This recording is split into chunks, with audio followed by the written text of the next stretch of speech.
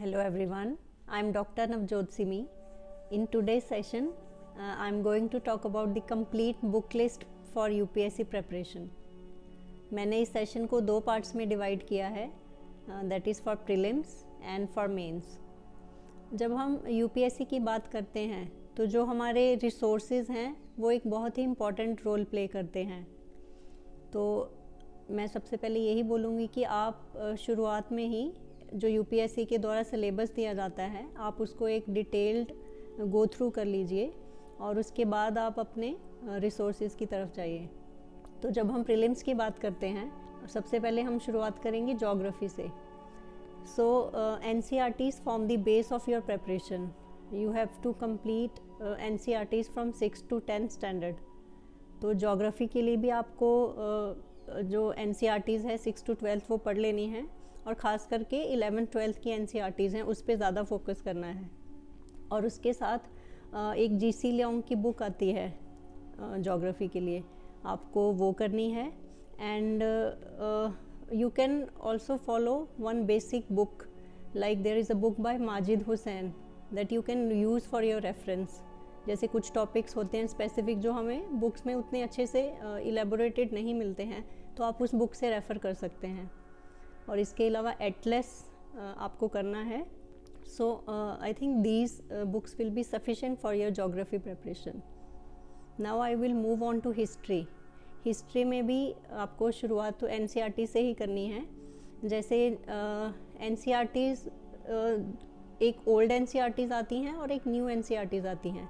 Old NCERTs में 3 parts हैं उसके भी, ancient, medieval and modern. And similarly the new NCERTs contain part 1, part 2 and part 3.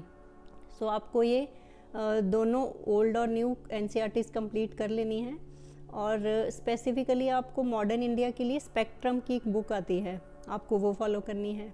अब मैं बात करूँगी आर्ट एंड कल्चर की. आर्ट एंड कल्चर के लिए भी आपको वही NCERTs आती हैं जो बेसिक हैं 6 to 12 वो करनी है. और 11th क्लास की एक NCERT है an introduction to Indian art, इस पर आपको ख़ास ध्यान देना है. और एक रिसेंटली एक और 12th क्लास की NCERT भी आई है, क्राफ्ट ट्रेडिशंस ऑफ इंडिया. सो ये दोनों NCERTs आप अच्छे से कर लीजिए. और इसके बाद आपको जो एक बेसिक बुक है वो आप कोई भी फॉलो कर सकते हैं. कुछ लोग जैसे नितिन सिंघानिया की एक बुक आती है इंडियन आर्ट एंड कल्चर, या फिर NIOS का मटेरियल होता है, या उसके अलावा भी डिफरेंट इंस्टीट्यूट्स के द्वारा जो मटेरियल्स प्रोवाइड किए जाते हैं आप वो भी फॉलो कर सकते हैं. और अगर आप किसी कोचिंग इंस्टीट्यूट आपने ज्वाइन किया हुआ है तो उनके जो क्लास नोट्स होते हैं आप वो भी साथ बाय साथ ज़रूर उसको भी फॉलो करें. Now I will talk about polity. So polity के लिए भी बेसिक NCERTs जो हैं वो आपको करनी है. और पॉलिटी के लिए तो एक बेसिक बुक है जो हमें बहुत थॉरोली करनी है, वो है इंडियन पॉलिटी बाय लक्ष्मीकांत. इस बुक को एक तरह से पॉलिटी के लिए बाइबल ही माना जाता है. आप इसको बहुत अच्छे से करिए और इसके मल्टीपल रिविजन्स करिए.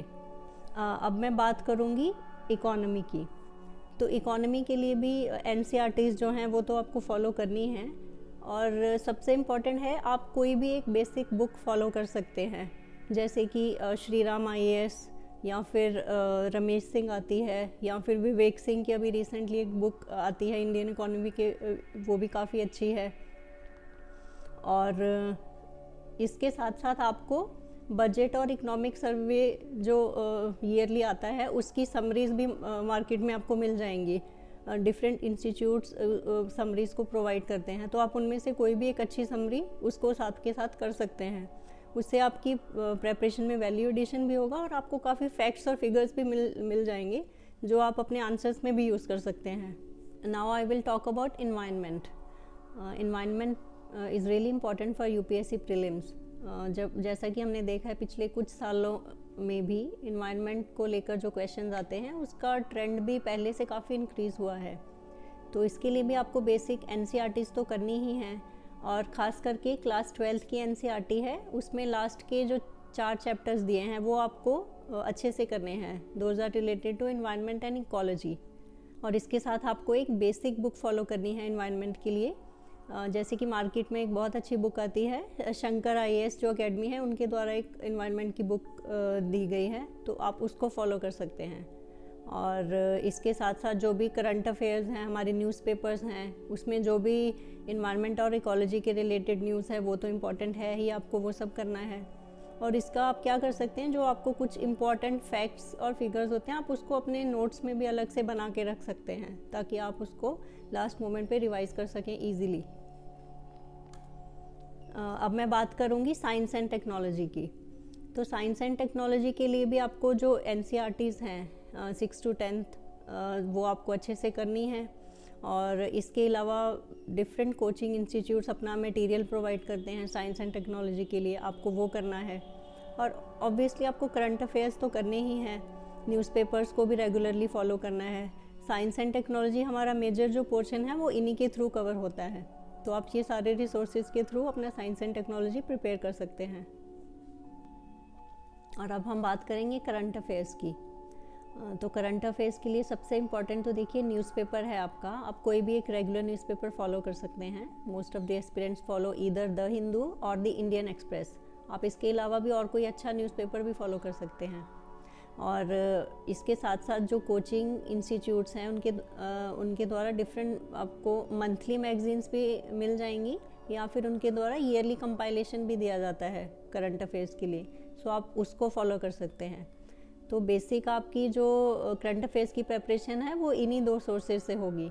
इसके अलावा डिफरेंट वेबसाइट्स हैं गवर्नमेंट की हैं, तो आप उनको मतलब टाइम टू टाइम देख सकते हैं। कुछ जो भी अपडेटेड चीज़ें हैं उन पे आती रहती हैं, तो आप उनको फॉलो कर सकते हैं।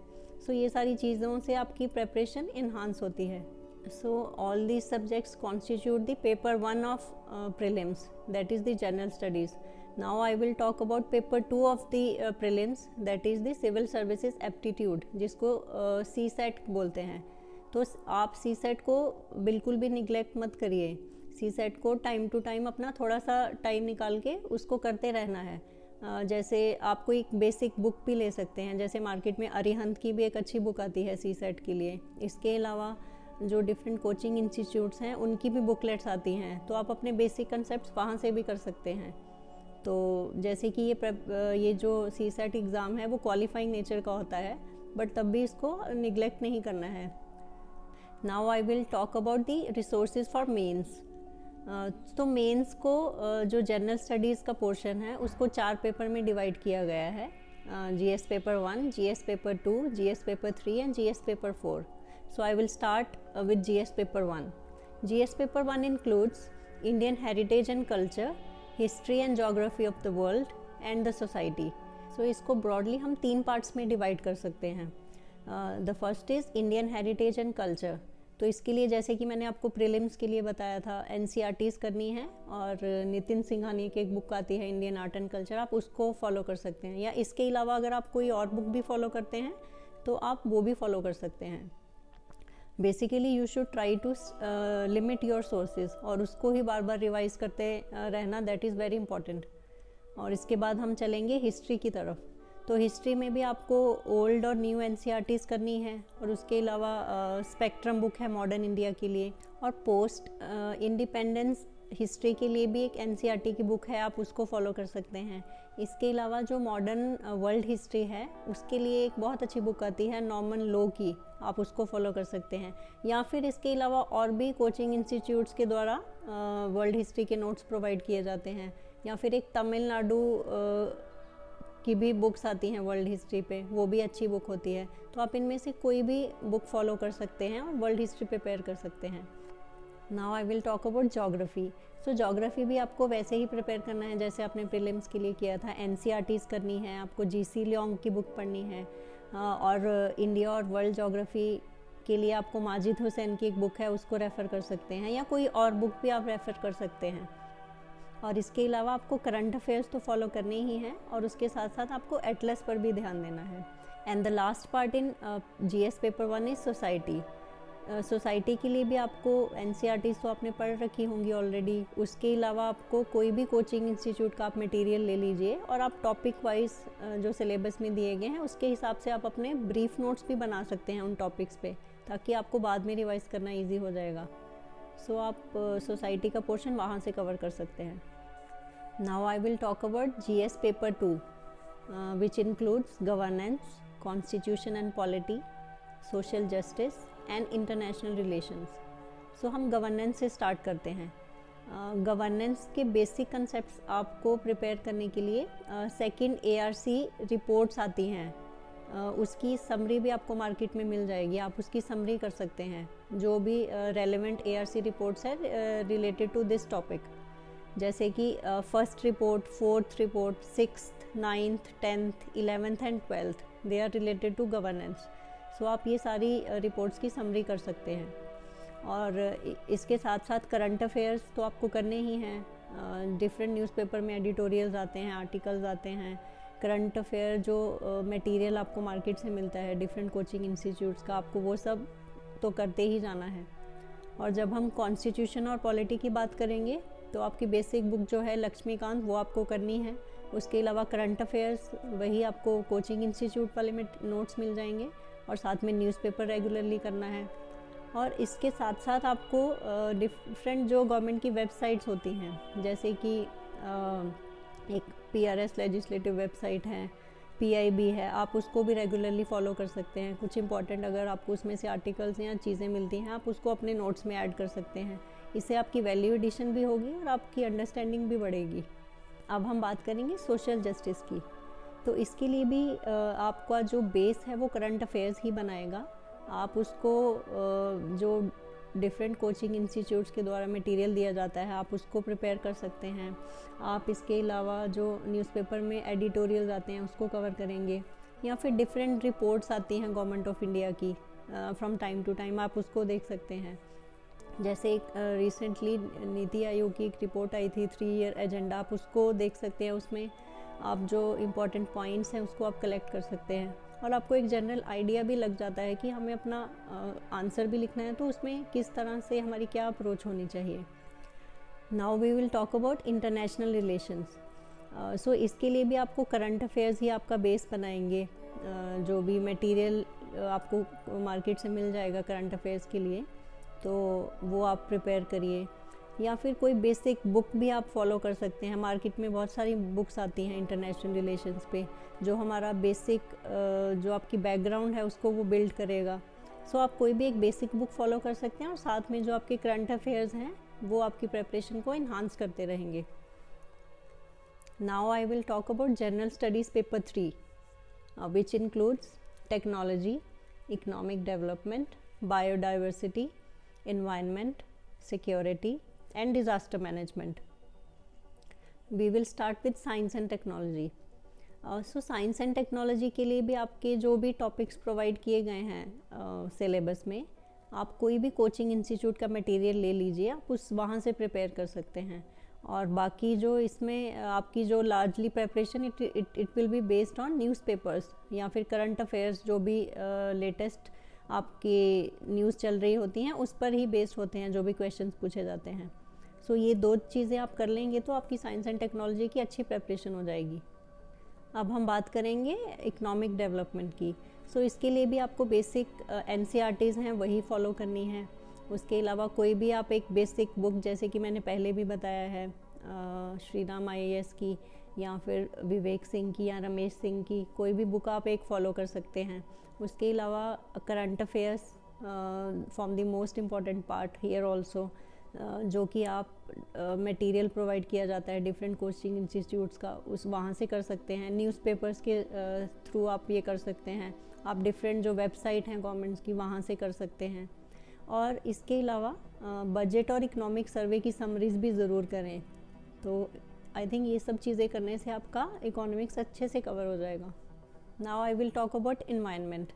सो इन्वायरमेंट के लिए भी आपको NCERT की जो बुक हैं वो तो फॉलो करनी ही है। उसके साथ आप एक कोई भी बेसिक बुक फॉलो कर सकते हैं। फॉर एग्जांपल शंकर IAS की इन्वायरमेंट बुक आती है, वो काफ़ी अच्छी है, आप उसको फॉलो कर सकते हैं। और जो आपके करंट अफेयर्स हैं, न्यूज़पेपर्स हैं, उसके थ्रू आप इन्वायरमेंट की चीज़ें कवर कर सकते हैं। और कोई भी आप बेसिक जो कंसेप्ट्स हैं किसी भी कोचिंग इंस्टीट्यूट के मटेरियल से आप कवर कर सकते हैं। सो आई थिंक इन्वायरमेंट के लिए ये सारी चीज़ें सफिशेंट हो जाएंगी। Now I will talk about security. Security में भी आपको जो बेसिक करंट अफेयर्स हैं वही आपका बेस बनाएंगे। यहाँ भी आपको कोचिंग इंस्टीट्यूट्स के द्वारा मटेरियल्स मिल जाता है आपको मार्केट में जो आप सिक्योरिटी के लिए प्रिपेयर कर सकते हैं।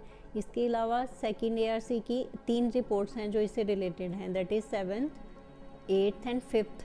तो ये तीनों रिपोर्ट्स की समरीज आप देख सकते हैं। इसके अलावा जो भी गवर्नमेंट की वही वेबसाइट्स जो मैंने आपको पहले भी बताया था उसको आप रेगुलरली फॉलो कर सकते हैं। सो आई थिंक ये सारी चीज़ें करने से आपके अच्छी प्रिपरेशन हो जाएगी। Now we will talk about disaster management. So disaster management के लिए भी आपको कोई भी कोचिंग इंस्टीट्यूट का मटेरियल है वो मिल जाएगा जो आप प्रिपेयर कर सकते हैं। इसके अलावा current affairs will form the base here as well. तो आप किसी भी कोचिंग इंस्टीट्यूट का मटेरियल ले सकते हैं, उससे प्रिपेयर कर सकते हैं अपने करंट अफेयर्स। और इसमें नेशनल डिज़ास्टर मैनेजमेंट एक्ट की गाइडलाइंस आती हैं, वो आप काफ़ी इंपॉर्टेंट है, आप उसको एक उसका फ्रेमवर्क समझ लीजिए, वो गाइडलाइंस पढ़ लीजिए। कई बार ऐसा होता है कि डायरेक्ट क्वेश्चन पूछा जाता है गाइडलाइंस के बारे में, तो आप ये सारी चीज़ें डिज़ास्टर मैनेजमेंट के लिए कर सकते हैं। Now we will talk about general studies paper 4, that is ethics, integrity and aptitude. So ये पेपर बेसिकली 2 पार्ट्स में डिवाइड इसको हम कर सकते हैं। एक जो जनरल टॉपिक्स हैं, दूसरा जो है केस स्टडीज़। क्वेश्चन पेपर भी इसी तरह से पूछा जाता है। तो इसके लिए आप एक बेसिक बुक आती है लेक्सिकॉन की, तो आप वो वहाँ से अपनी प्रिपरेशन शुरू कर सकते हैं। उसमें काफ़ी डेफिनेशंस हैं जो आपकी सिलेबस में हैं, उसको एक्सप्लेन किया जाता है। सो आपको एक थोड़ी अंडरस्टैंडिंग बिल्ड हो जाती है रिगार्डिंग एथिक्स। तो उसको करने के बाद आप किसी भी कोचिंग इंस्टीट्यूट का मटेरियल ले सकते हैं, तो आप उसको फॉलो कर सकते हैं। I would say that try to keep your sources limited. यहाँ भी आप अगर एक सोर्स रखेंगे तो आपके लिए रिवीजन करना ईजी हो जाएगा। एंड अदर देन दैट आप सेकेंड ARC की रिपोर्ट्स यहाँ भी कुछ रेलिवेंट हैं जो आप कर सकते हैं। For instance 4th and 12th report है, उसकी आप समरी देख सकते हैं। और इसके अलावा आपके करंट अफेयर्स जो हैं, न्यूज़पेपर आर्टिकल्स हैं, तो वो आप रेगुलरली फॉलो करते रहें। और स्पेसिफ़िकली केस स्टडीज़ के लिए आप या तो कोई टेस्ट सीरीज़ आप लगा सकते हैं, या डिफरेंट कोचिंग इंस्टीट्यूट भी ये प्रोवाइड करते हैं केस स्टडीज़, तो आप वहाँ से उसको प्रैक्टिस कर सकते हैं, उसको एनालाइज कर सकते हैं। तो ये सारी चीज़ें करने थे, एथिक्स प्रिपेयर हो जाएगा अच्छे से। So I have just explain you the basic and standard resources for the preparation of this exam. इसके साथ साथ आपको एडिशनल मटेरियल या फिर एड ऑन्स जो आप कर सकते हैं अपनी प्रिपरेशन को इन्हांस करने के लिए, जैसे संसद टीवी पे डिस्कशंस और डिबेट्स आती हैं रेगुलरली, आप उसको फॉलो कर सकते हैं। जैसे मैं भी अपनी प्रिपरेशन के time Rajya Sabha TV the big picture आता था, उसको फॉलो करती थी रेगुलरली। और इसके साथ साथ आप जो डिफरेंट न्यूज़पेपर्स हैं, जैसे हम एक पेपर तो रेगुलरली फॉलो करते हैं, इसके अलावा अगर कोई इम्पॉर्टेंट आर्टिकल है किसी और न्यूज़पेपर में, तो आप उसको वो आर्टिकल स्पेसिफिक बस एक पढ़ सकते हैं। तो इस तरह से आपको ये देखना पड़ेगा कि कौन सी चीज़ें ज़्यादा इंपॉर्टेंट है, किस पे आपको ज़्यादा फोकस करना है और किस पे थोड़ा कम फोकस करना है। और डिफरेंट रिपोर्ट्स आती हैं गवर्नमेंट ऑफ इंडिया की from time to time, different websites हैं, आप सबको फॉलो करते रहिए, मतलब बीच बीच में गो थ्रू करते रहिए। और आप इसके अलावा शेखर गुप्ता का कट दी क्लटर आता है, आप उसमें भी अगर कुछ इंपॉर्टेंट टॉपिक्स हैं वो देख सकते हैं, उससे आपकी अंडरस्टैंडिंग काफ़ी इन्हांस होती है regarding different topics. And I would say that every aspirant is unique, every selected candidate is unique. So आप अपनी कुछ इंपॉर्टेंट ऐसी चीज़ें हैं जिसको आप ध्यान में रखते हुए अपनी प्रिपरेशन करें, जैसे कि आपको अपने रिसोर्सेज लिमिटेड रखने हैं, कीप योर रिसोर्सेज लिमिटेड। आप वही रिसोर्सेज को अगर बार बार रिवाइज करते हैं, आपका प्रिपरेशन बहुत एक नेक्स्ट लेवल पे चला जाता है। And revision is the key. अगर आप मान लीजिए आपने एक हफ्ते का टारगेट बनाया है और उसको वीक के लास्ट डे में अगर आप रिवाइज करते हैं, तो उससे भी आपकी जो प्रिपरेशन है काफ़ी इन्हांस होती है। So revision is the most important thing in preparation of this exam. और इसके साथ साथ जो बेसिक कंसेप्चुअल अंडरस्टैंडिंग है वो बहुत इम्पॉर्टेंट है। तो आपको कंसेप्ट्स की अंडरस्टैंडिंग होनी चाहिए और उसी की फिर एप्लीकेशन, जब आपको सवाल पूछे जाते हैं तो उसी की एप्लीकेशन के साथ आप उसको सॉल्व कर पाते हैं। और इसके साथ साथ आप क्या कर सकते हैं, आप हर एक टॉपिक के आप अपने शॉर्ट नोट्स भी बना सकते हैं, जो कि आपको लास्ट मोमेंट पे बहुत हेल्प करेंगे। जब आप एग्ज़ाम देने जाते हैं तो आपके पास अपने हैंडी नोट्स रहते हैं जो आप बहुत जल्दी से रिवाइज़ कर सकते हैं। सो अगर ये सब चीज़ें आप रेगुलरली और कॉन्टीन्यूसली करते जाएंगे, तो आई वुड से दैट ये एग्ज़ाम की प्रिपरेशन काफ़ी ईजी और इंटरेस्टिंग हो जाती है। So my best wishes to all of you. Thank you.